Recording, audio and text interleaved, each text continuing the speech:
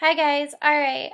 So I'm gonna do my half of the project through the YouTube video and talking about autism for Barb and I's presentation. So let's get started here. Barb, if you just want to follow along with the slides as I talk about them, that'd be great. Okay, so autism and Asperger's disease is my half, and so we're going to start more with the autism. Autism is actually diagnosed as autism spectrum disorder, and it is a neurobiological and developmental disability. It is like a interruption in the development of the brain when a child is born, and it impairs their social interactions and their communication abilities. It is thought that the autism spectrum comes from a gene or from genetics. Not necessarily, but that's just one of the theories.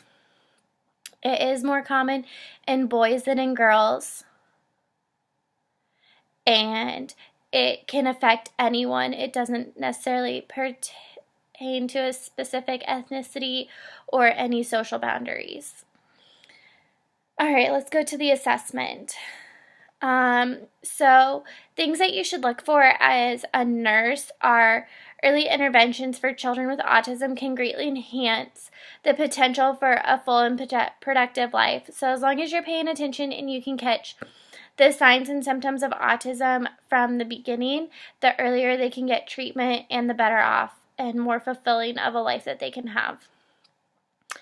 You want to assess for delays in development, so paying attention to what they can do as an infant and as a baby to recognize that they may be behind cognitively by not being able to do certain tasks. You also want to look for uneven development or loss of acquired abilities. So if the child used to be able to count to 10 and they can no longer do that, you may want to realize that that could be a cognitive ability. Or if they resort back to crawling from walking, that's something that should be noted.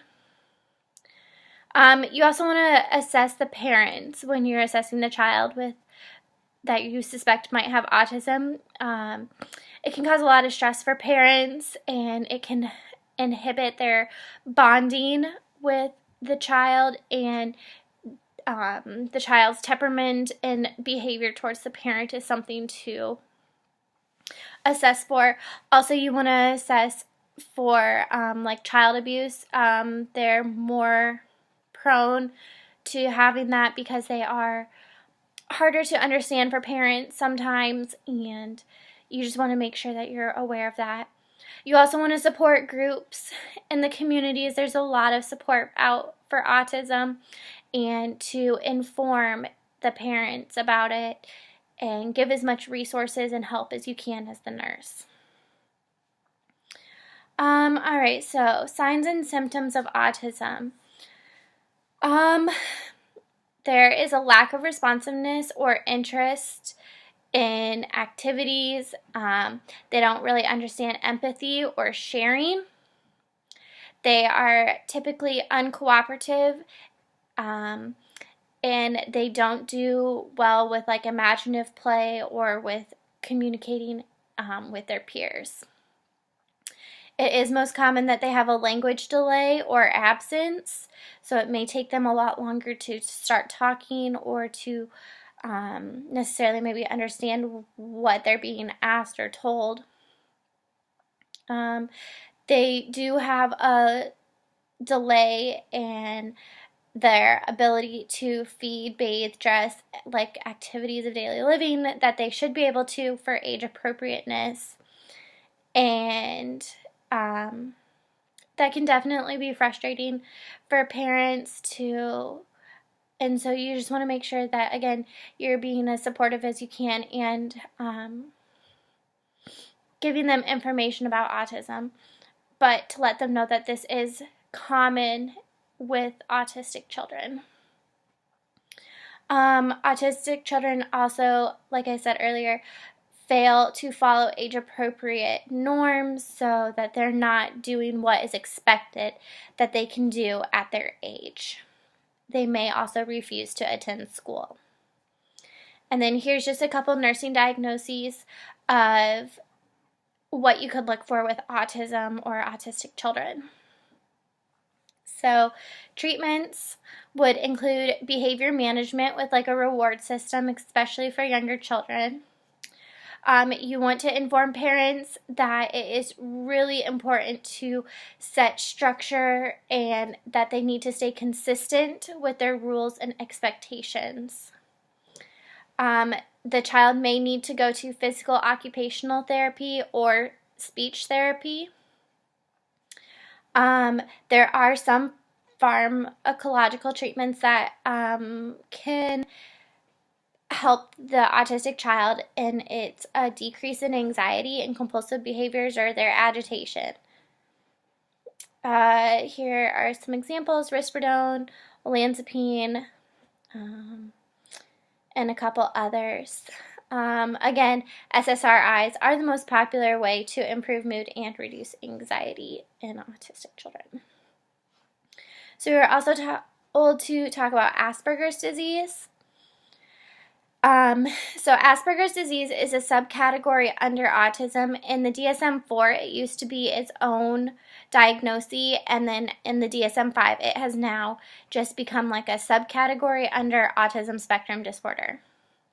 So with Asperger's, these people or these children are highly intelligent and they lack their social skills and they have a lack of variety and interests. So they have a really hard time in social situations and things like that. But some of the strengths that people with Asperger's disease have is that they have a great sense of detail and they can pick up on patterns very quickly and notice things like that. Most people with Asperger's are very intelligent and just have a unique quirk about them with their social interactions. They do have some challenges like anxiety and depression. Is seen a lot with Asperger's disease.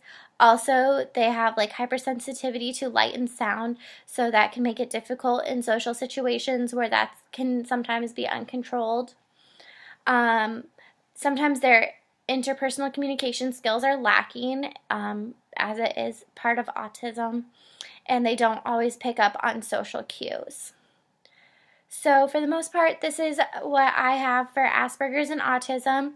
I will have an activity for you guys, so hopefully you enjoyed it, and thanks for letting me do it this way since I am most likely on the beach on my honeymoon. I'll see you guys next week. Have a good Thanksgiving. Bye.